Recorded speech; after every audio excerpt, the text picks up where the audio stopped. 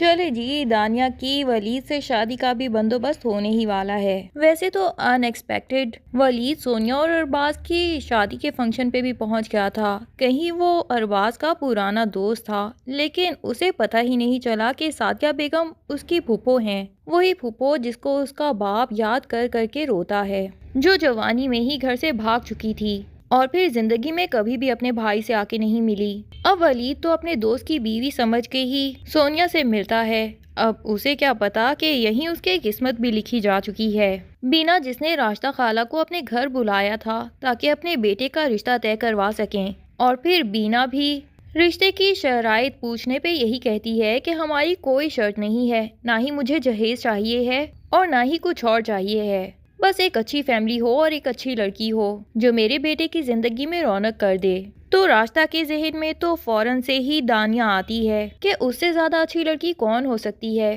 اور پھر جیسے رشتے اس کی دوست سعدیہ ڈھونڈتی پھرتی ہے کہ جو بالکل جہیز نہ لیں، تو ایسا رشتہ اتنے عرصے بعد ہی کوئی آتا ہے۔ اب راشدہ بیگم تو پہنچ جاتی ہیں سعدیہ کے پاس، لیکن سعدیہ کہتی ہے کہ اللہ اللہ کر کے تو ایک بیٹی کی رخصتی کی ہے، ابھی اتنی جلدی دوسری بیٹی کا رشتہ کیسے طے کر سکتی ہوں؟ پر راشدہ اسے سمجھاتی ہے کہ سعدیہ، جیسے رشتے تم ڈھونڈتی ہو نا، ایسے روز روز تو نہیں آتے، یوں سمجھو کہ دانیہ کے لیے ہی یہ رشتہ میرے پاس آیا ہے اور انہیں جہیز میں ایک تنکا تک نہیں چاہیے، پھر ایسے رشتے کہاں سے ڈھونڈتی پھروں گی میں تمہاری بیٹی کے لیے۔ دانیہ جب یہ باتیں سنتی ہے تو اس کا تو دل بہت زیادہ اداس ہو جاتا ہے کہ میری ماں اتنی جلدی ہم دونوں سے جان چھڑوانا چاہتی تھی کہ یہاں سونیا کی شادی کی اور وہاں میرا رشتہ بھی ڈھونڈ لیا، اور یہی اداسی وہ اپنے بھائی مراد کو بتاتی ہے، لیکن مراد کہتا ہے کہ تم بے فکر رہو، سونیا کی باری تو اماں نے جو بھی جلدیاں کی اور ہم سے بے شک ایک مشورہ بھی نہیں کیا، لیکن تمہاری باری میں انہیں یہ جلد بازی بالکل نہیں کرنے دوں گا، اور سونیا کا بھی رشتہ ان کا جلد بازی کا میں نے اسی لیے ایکسیپٹ کر لیا تھا کیونکہ ارباز کو میں نے اپنی آنکھوں سے دیکھ لیا تھا کہ وہ کتنا اچھا اور محنتی لڑکا ہے۔ اب بھی میں اپنی پوری تسلی کروں گا، اگر جو بھی رشتہ تمہارے لیے آیا وہ مناسب لگا تو ضرور تمہاری شادی کر دوں گا اور اماں کی ضد مان لوں گا، ورنہ میں تمہیں یوں جلد بازی میں گھر سے رخصت کرنا نہیں چاہتا۔ دوسری طرف ملک بلال، جس نے بڑی ہی چالاکی سے ارباز کی جائیداد اپنے نام کر لی ہے اور ارباز کو یہی شو کروایا ہے کہ سونیا کی ماں ہی لالچی ہے اور وہ تمہاری جائیداد اپنی بیٹی کے نام لگوانا چاہتی ہے، یہ کاغذات اسی کے لیے ہیں تو ان پہ دستخط کر دو تاکہ حق مہر میں یہ ان کے حوالے کر دیں۔ ملک بلال کو کیا معلوم کہ ارباز ساری سچائی پہلے ہی جان چکا ہے، وہ اپنے چچا کو وکیل سے بات کرتے ہوئے سن چکا تھا اور یہ بھی جان چکا ہے کہ اس کے چچا کس طرح اس کی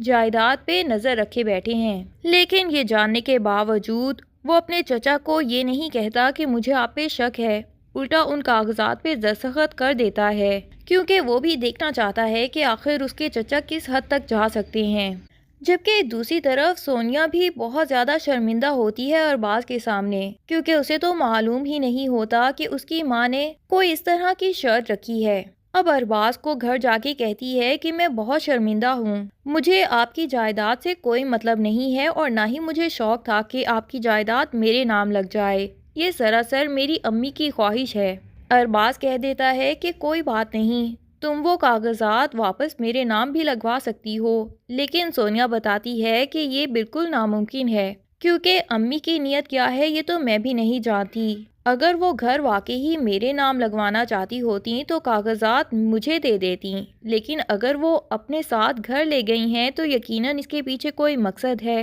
حالانکہ سعدیہ بیگم واقعی ہی صرف اور صرف اپنی بیٹی کی سیکیورٹی چاہتی تھیں کیونکہ وہ جانتی تھیں کہ ارباز ملک بلال کا سگا بیٹا نہیں ہے، اسی لیے انہوں نے یہ شرائط رکھی تھیں تاکہ ان کی بیٹی سکون کی زندگی گزار سکے، اور جس طرح کی زندگی انہوں نے نیاز حسین کے گھر میں گزاری ہے اور اس کے رشتہ داروں کی جس طرح باتیں سنی ہیں، اس طرح کی اس کی بیٹیوں کو بالکل نہ سننی پڑیں۔ بہرحال سونیا کو یہ بات بعد میں سمجھ آ ہی جائے گی، لیکن جب تک یہ بات سمجھ آئے گی تب تک ملک بلال کی اصلیت بھی ان لوگوں کے سامنے آ جائے گی۔ ملک بلال تو ارباز سے یہ کہتا ہے کہ تمہاری ساس تمہاری بیوی کو ہمارے ساتھ رکھنا نہیں چاہتی تھی، اسی لیے اس نے شرط رکھی تھی کہ اسے سیدھا تمہارے آبائی گھر میں ہی رخصت کیا جائے۔ اب تمہاری مرضی ہے بیٹا، بچپن سے تمہیں ہم نے پالا ہے، لیکن اگر تم اپنی بیوی کو لے کے یہاں سے جانا چاہتے ہو تو تم شوق سے لے جا سکتے ہو۔ پر ارباز کہہ دیتا ہے کہ کوئی بات نہیں چچا،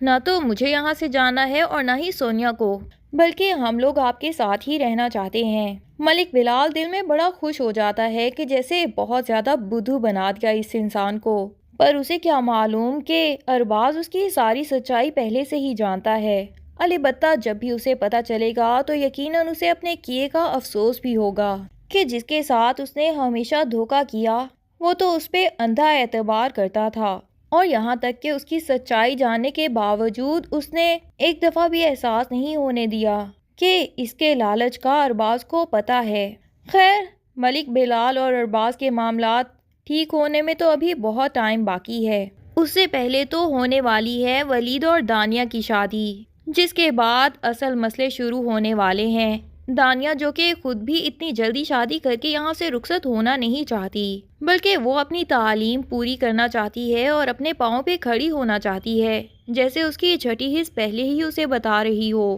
کہ شادی اس کے لیے بالکل محفوظ آپشن نہیں ہے، بلکہ اسے اپنے قدموں پہ کھڑے ہونا چاہیے۔ پر سعدیہ بیگم کو کون ٹال سکتا ہے؟ وہ جو بات سوچ لیتی ہیں تو پوری کر کے ہی رہتی ہیں، اور پھر جب رشتہ اس کے گھر آئے گا اور اسے اپنا بچھڑا ہوا بھائی اتنے سالوں بعد مل جائے گا تو پھر تو سعدیہ بیگم یہی سمجھیں گی کہ شاید قسمت نے مجھے اپنی غلطی کو سدھارنے کا موقع دے دیا ہے۔ ادھر حماد بھی اپنی بچھڑی ہوئی بہن کو مل کے بہت زیادہ خوش ہوگا اور اسے بتائے گا کہ کس طرح میں نے رو رو کے یہ سارے سال گزارے ہیں۔ تم نے یوں گھر سے بھاگ کے بالکل اچھا نہیں کیا تھا۔ میں غصہ بھی ہوتا تھا لیکن تمہارے لیے اداس بھی ہوتا تھا۔ اب جب وہ ریکویسٹ کرے گا کہ میں چاہتا ہوں کہ تمہاری بیٹی دانیہ میرے بیٹے ولید کی دلہن بن جائے، تاکہ اس طرح جو سال میں نے اپنی بہن کے بغیر گزارے ہیں چلو اس کی بیٹی کو اپنے گھر لا کے ان سالوں کا ازالہ کر سکوں، تو سعدیہ تو صاف صاف نیاز حسین اور مراد کو اور دانیہ سب کو بتا دے گی کہ اس کے اوپر تو کوئی سوال پیدا ہو ہی نہیں سکتا۔ دانیہ کا رشتہ بھی بالکل وہیں ہوگا جہاں میں نے طے کر دیا ہے، اور سعدیہ بیگم کو اپنی اس ضد کی سزا بھی ملنے والی ہے، کیونکہ جس طرح سونیا کا رشتہ تو بائی چانس اچھی جگہ ہو گیا ہے، لیکن دانیہ کے بارے میں اس کی یہ خوش فہمی پوری نہیں ہو پائے گی، اور ولید اور بینا کی اصلیت تو اس پہ دانیہ کی رخصتی کے بعد ہی ظاہر ہوگی۔ دانیہ کی زندگی بہت زیادہ امتحانات میں گزرنے والی ہے۔ کس طرح ان سب امتحانات کا سامنا کر پائے گی دانیہ، اور کیا ولید کے دل میں کبھی دانیہ کے لیے ہمدردی یا محبت پیدا ہو سکے گی؟ یہ سب جاننے کے لیے ڈرامے کی اگلی ایپیسوڈز کا انتظار کیجیے۔ تب تک کے لیے اللہ حافظ۔ ویڈیو پسند آئے تو لائک اینڈ کمنٹ ضرور کر دیں، اور چینل کو سبسکرائب کرنا نہ بھولیے۔ شکریہ۔